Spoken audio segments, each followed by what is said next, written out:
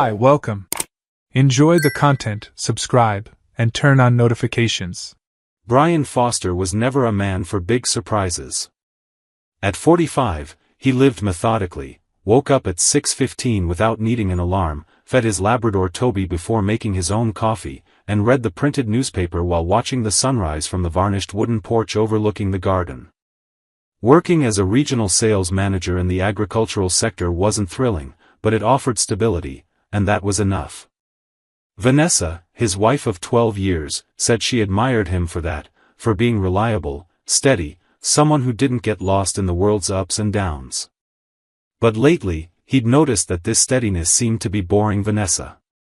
It was subtle. She still smiled, still kissed him goodbye before heading off to work as a holistic therapist, still posted photos of the two of them on social media, but there was a certain distance in her eyes. A slight delay in affection. Text messages had grown shorter. Weekends, once filled with walks in the park or marathons of old TV shows, were now occupied with retreats, energy alignment sessions, and meetings with clients going through major inner awakenings. Brian wasn't foolish, but he also wasn't the paranoid type. It took him a while to admit he felt an uncomfortable pang in his chest every time she mentioned Tyler's name. Always Tyler. The sensitive friend, the emotional guide, the spiritual mentor. They'd met him together 2 years earlier at a conscious breathing workshop in Asheville. Brian had only gone to please Vanessa, but Tyler dove right in. Since then, he'd become a frequent presence in her conversations. At first, it seemed like mere admiration. Then, it became too much admiration. Lately, something more intimate crept into every reference. Tyler told me something that made me think of you, or Tyler is helping us grow as a couple, even without realizing it. But Brian didn't expect Vanessa to take the next step so directly. It was their wedding anniversary. 12 years. He'd prepared a simple dinner at home, fresh pasta, red wine, fireplace lit. Toby slept at the foot of the couch. And that's when she put down her fork, looked into his eyes with rehearsed gentleness, and said, "Brian, what would you think if we invited Tyler to spend a weekend with us at the lake house?" The question hung in the air for seconds that felt far too long. He didn't answer right away. He just looked at her face, searching for what remained of the woman he'd fallen in love with. Vanessa smiled sweetly, as if proposing something trivial. Maybe, in her mind, it really was. "Are you serious?" Brian finally asked, his voice dry, the kind she hadn't heard in a long time. Vanessa nodded slowly, as if this were a gesture of marital maturity. "It would be good for us. He's someone who helps us grow emotionally. I feel his presence could open new possibilities for us." Brian laughed. Not from humor. He laughed nervously, incredulously. But only inwardly. Outwardly, he remained calm. He toasted to the proposal. Gently clinked his glass against hers. "Sure," he replied. "Why not?" That night, lying beside her, he'd already made a decision. There were no more doubts, only a plan quietly forming. If she wanted to test the limits of their marriage, he'd show her he knew how to play too, just smarter. The following week, Vanessa busied herself preparing for the weekend at the lake house, a property inherited from Brian's father, nestled in a wooded area near Lake Lure, North Carolina. It was her favorite place. There, she said, the energy flowed better. She picked out wines, incense, meditation mats. She set aside tantra books, curated playlists with Tibetan singing bowls, and bought a new white linen dress. Meanwhile, Brian arranged for preventative maintenance on the house. They changed locks, tested the heater, cleaned the air conditioner filters. And discreetly, he called someone he hadn't seen in months, Laura Spencer, a childhood friend who'd become a lawyer in Atlanta. Brian didn't explain everything. He just said he needed her presence that weekend, and if she agreed, he'd cover her travel, gas, and even cook her favorite pasta. Laura laughed and said yes. But warned, If this turns into one of those stories that end in marital disaster, give me a heads up first. Brian simply replied, I don't know the ending yet. But I promise it'll be unforgettable. On the drive to the lake, Vanessa was lighter than ever. She laughed for no reason, hummed old songs, held his hand in the car. She spoke as if everything were perfectly balanced. To her, inviting Tyler was just a consequence of the couple's emotional evolution. Brian just smiled, driving in silence, eyes fixed on the road, heart numb. When they arrived, Vanessa stepped out of the car enthusiastically, commenting on the scent of the grass and the perfect temperature for a morning swim. But her expression completely changed when she saw Laura appear on the porch, wine glass in hand, smiling calmly. Laura? Vanessa asked, her voice suddenly low. Surprise, Brian said, grabbing the suitcases. I thought it'd be nice to have someone special with us this weekend. Don't you think? Vanessa's response stuck in her throat. And there, in that awkward pause, the first irreparable crack opened. Vanessa didn't hide her discomfort. Laura, sitting in a lounge chair near the porch, seemed perfectly at ease, as if she'd been part of the weekend from the start. Brian watched everything silently, almost impassively, but inside, he studied every gesture of his wife with precision. Vanessa smiled politely, but her gaze drifted between Brian's face and Laura's wine glass, as if she didn't understand what was happening, or, worse, as if she was about to lose control over something she thought was secure. I just don't really understand. You said we'd be spending time alone, Vanessa murmured as soon as Brian walked into the house with the suitcases. And we will, he replied calmly. Laura's only staying until tomorrow morning. She has commitments in Atlanta. But I thought it'd be nice to have company. It's been a while since we caught up with her, right? Vanessa nodded slowly. She was too surprised to argue then. She couldn't accuse Brian of anything, he was just doing what she'd suggested, inviting someone. That night, dinner was uncomfortable. Laura spoke naturally, laughing at old stories, reminiscing about past trips and parties. Brian participated in the conversation with grace and attention. Vanessa, on the other hand, seemed restless, disconnected, lost in thought. She kept checking her phone, as if expecting a message, a call, some signal to pull her out of an environment that suddenly no longer felt like her territory. The next morning, Laura thanked them for their hospitality and left, leaving behind an atmosphere saturated with tension. Minutes later, Vanessa packed her bags and announced she needed to return to the city. Said she had a headache, maybe had overdone it with the wine, wasn't in sync with the place. Brian didn't insist. He just watched her leave in a hurry, leaving behind the linen dress still hanging on the closet door. As soon as she disappeared down the road, Brian called a number he'd discreetly saved days earlier. The private detective's name was Carson Blake. He was experienced, discreet, and offered almost surgical service, delivering proof without leaving traces. Within an hour, he was already in motion, ready to follow Vanessa's steps. That same day, by late afternoon, Brian received the first images. Vanessa had checked into a boutique hotel in Charlotte. But she wasn't alone. Tyler arrived shortly after, wearing a cap and sunglasses, as if fleeing something. They were seen together in the hotel restaurant, then walking hand in hand through an art gallery, and finally entering her room. The images left no doubt. They were more than just spiritual friends. Brian wasn't surprised. Disappointed, yes. But not surprised.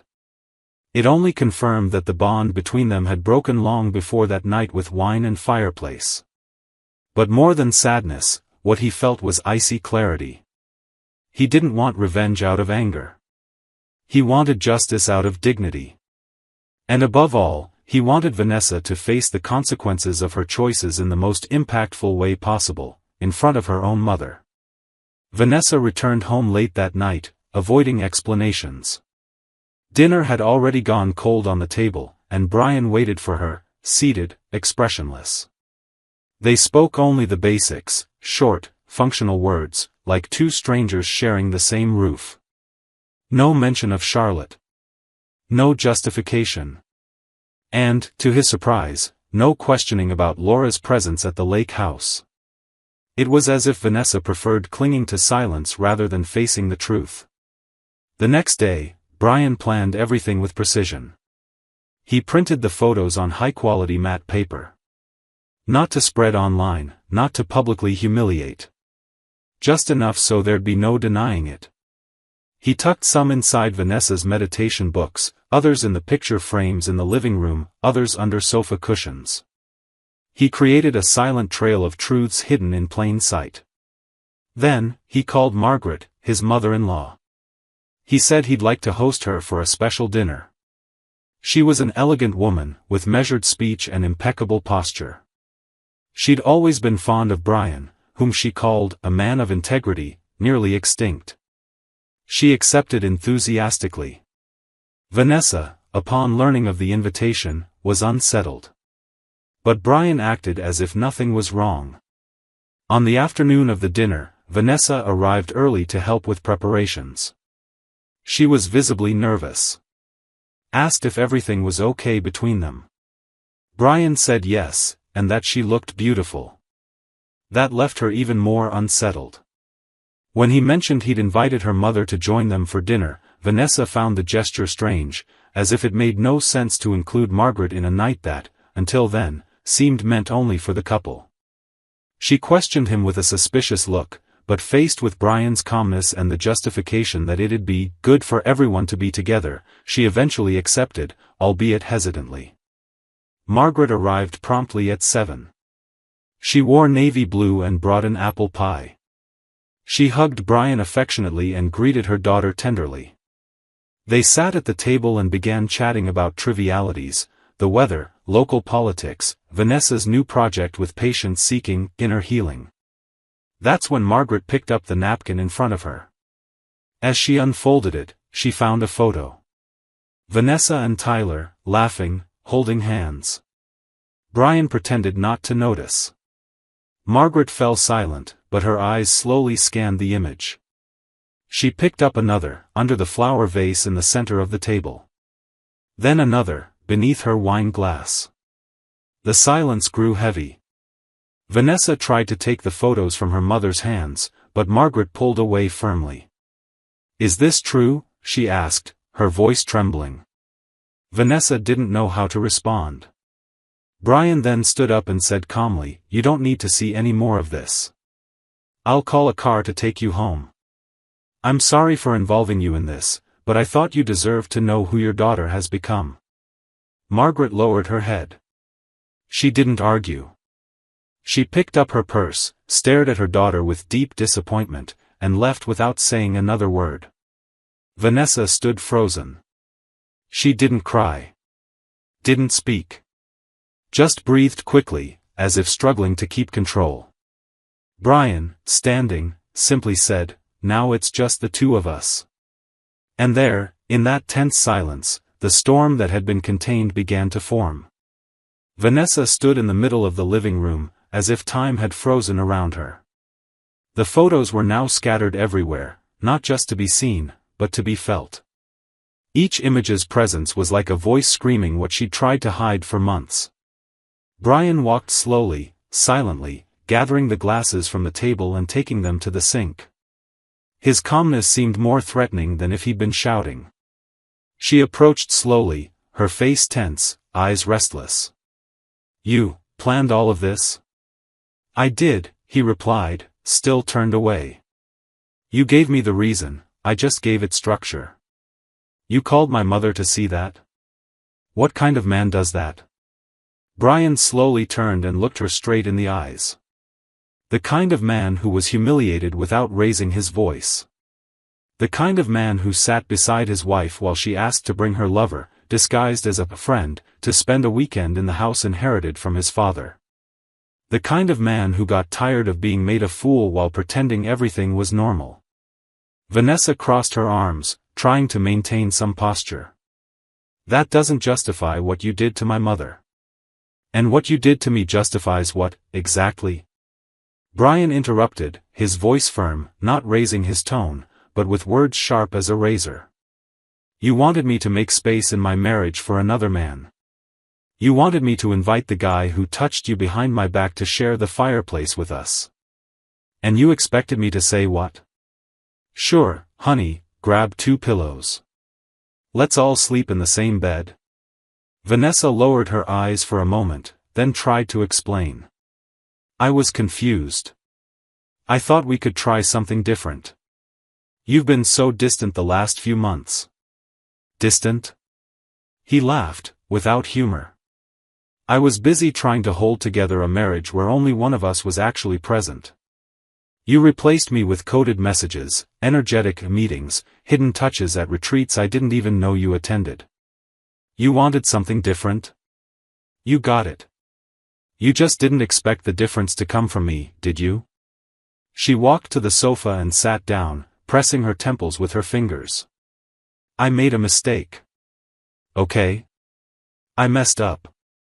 But you set this all up like it was a dirty game. Brian slowly approached, stopping in front of her. This wasn't a game. This was the only way for you to see what you refused to admit. You didn't fall into a trap, Vanessa. You built every step of it with your choices. She then stood up angrily.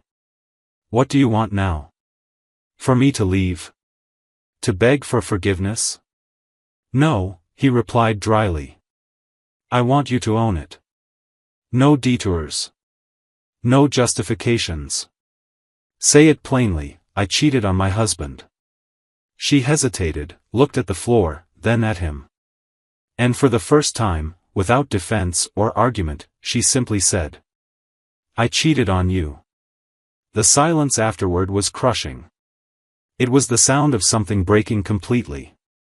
There were no more masks. No more fantasies. Only what remained, a dead love, a devastated man, and a woman who only then seemed to understand the depth of the abyss she'd dug. Brian walked to the office, picked up a blue folder, and returned. He handed it to her firmly. Here's the initial document. I spoke with my lawyer this morning. He's already filed for divorce and prepared a draft outlining how the separation will proceed. I don't want to be your husband anymore, Vanessa. And you don't want to be my wife anymore. You just didn't have the courage to admit it. She opened the folder with trembling hands. Skimmed the terms and frowned. You're keeping the house, and the lake house too. Both were inherited by me. They've been in my name since before we married. My lawyer just reinforced the protective clauses in the will. You knew that. You just thought it'd never be necessary.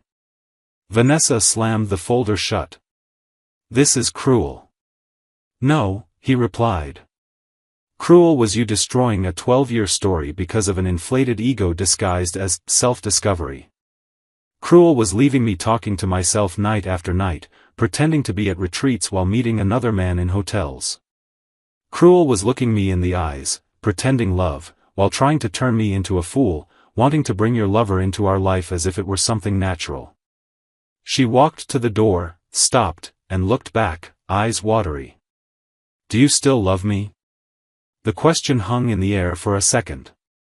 Brian took a deep breath, lowered his eyes, and answered with brutal honesty. I still love the idea of who you used to be. But the woman standing in front of me now, I don't recognize anymore.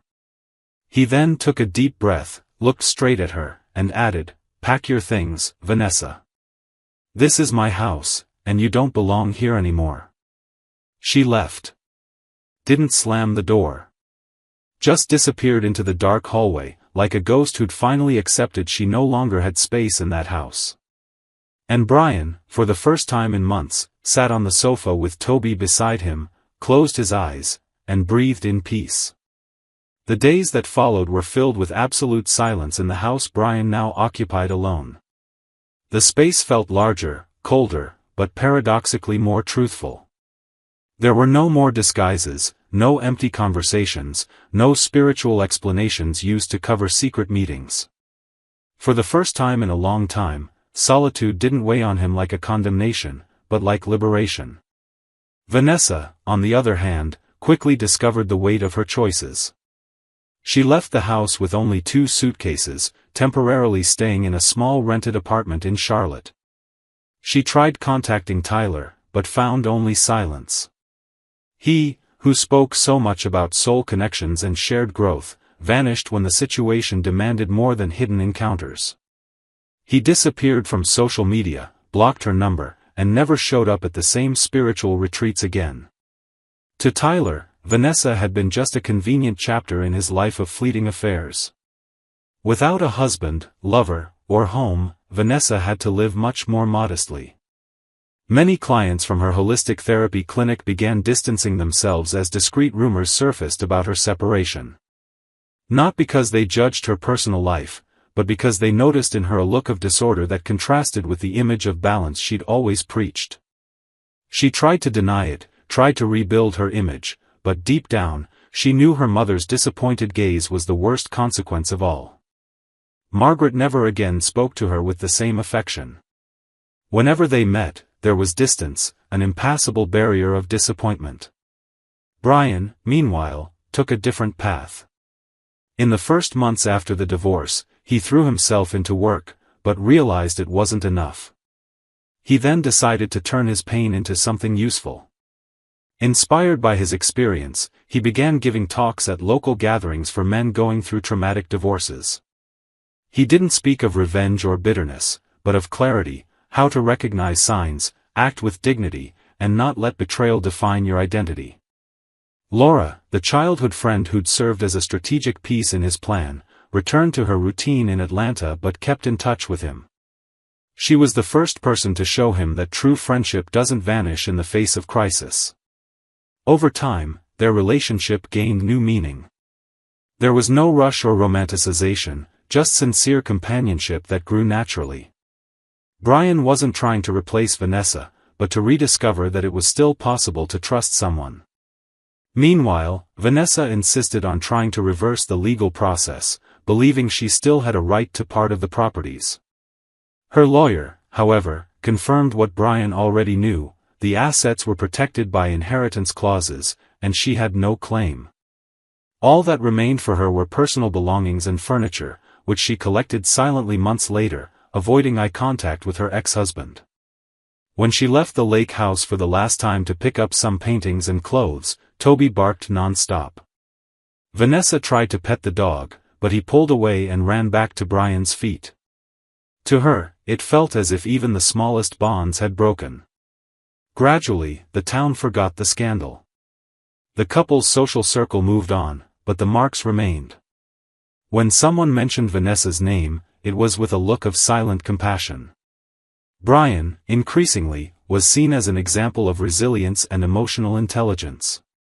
He hadn't shouted, hadn't turned violent, hadn't stooped low. He simply showed the truth and moved forward. The unexpected came months later in a chance encounter.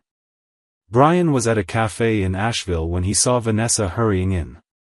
She didn't see him immediately, but when she did, she froze for a few seconds.